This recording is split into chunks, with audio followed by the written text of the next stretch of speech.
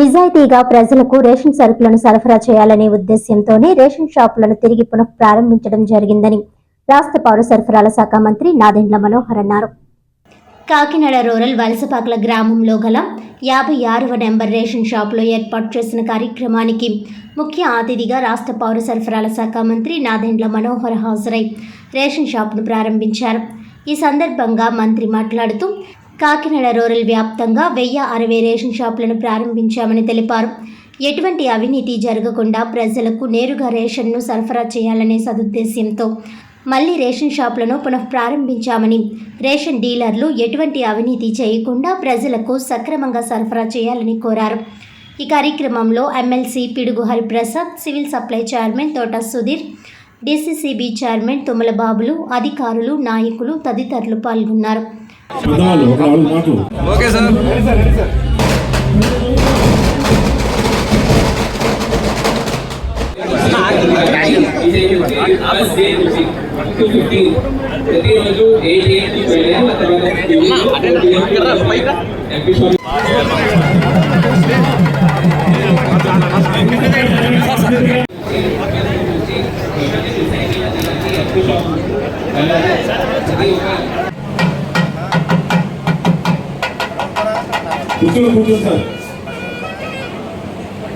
మంది ఎమ్మెల్యేలని క్రమశిక్షణగా నడిపినటువంటి అవసరం నడిపినటువంటి అనుకున్నటువంటి వ్యక్తి ఒక సీఎం గారు తనయుడుగా ఈరోజు సివిల్ సప్లైస్ మినిస్టర్గా ఉన్నటువంటి అన్నగారు నాదెండ్ల మనోహర్ గారికి, అదే రకంగా హరిప్రసాద్ గారికి, chief whip MLC chief whip అయినటువంటి హరిప్రసాద్ గారికి, కమిషనర్ గారికి, నూతనంగా చైర్మన్ అయినటువంటి మా వేగుల లీలాకృష్ణ గారికి, అదేవిధంగా డీసీసీ బ్యాంక్ చైర్మన్ అయినటువంటి మా అన్న తమ్ముడు బాబు గారికి, ఎక్స్ఎమ్మెల్యే మా అన్నగారు పెన్నం దొరబాబు గారికి, అదే రకంగా మా చిక్కాల రామచంద్రరావు గారికి, సివిల్ సప్లై చైర్మన్ మా అన్నగారికి, అదే రకంగా మురుగుర్తి వెంకటేశ్వరరావు గారికి, వెంకే బాబురావు గారికి, అదే రకంగా మన వెంకటేశ్వరరావు గారికి, ఇక్కడికి విచ్చేసినటువంటి జనసేన నాయకులు, కూటమి నాయకులు, తెలుగుదేశం పార్టీ నాయకులు అందరికీ కూడా నేను నమస్కారాలు తెలియజేస్తున్నాను.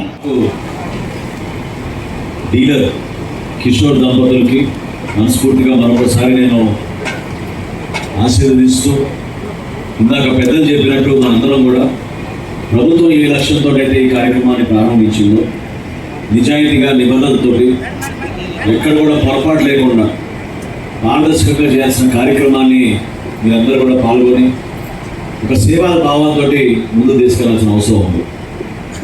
కాకినాడ జిల్లాలో ఈ రోజున 1060 రేషన్ షాపులు మనం ప్రారంభించుకున్నాం.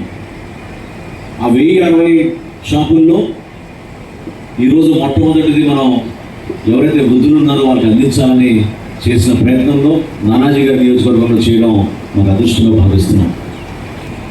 అటువంటి వ్యవస్థని వీళ్ళు ఖచ్చితంగా వాళ్ళ ఆలోచనల మేరకు ప్రజలకి ఉపయోగపడుతుందని మభ్యపెట్టి 9260 వ్యాన్లు 1650 కోట్ల రూపాయలతోటి వాళ్ళు కొని ప్రతి నెల వీధి చివరికి వచ్చి గంట సేపు 2 గంటల సేపు ఉండి వెళ్ళిపోయేవారు.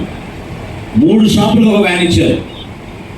ఆ షాపుల దగ్గర తీసుకున్న సరుకు ఎక్కడ పోతుందో కూడా ఎవరికి తెలియదు. ఎంతమందికి అందించారనేది ప్రజలకి తెలియకన్నా జరిగిపోయేది.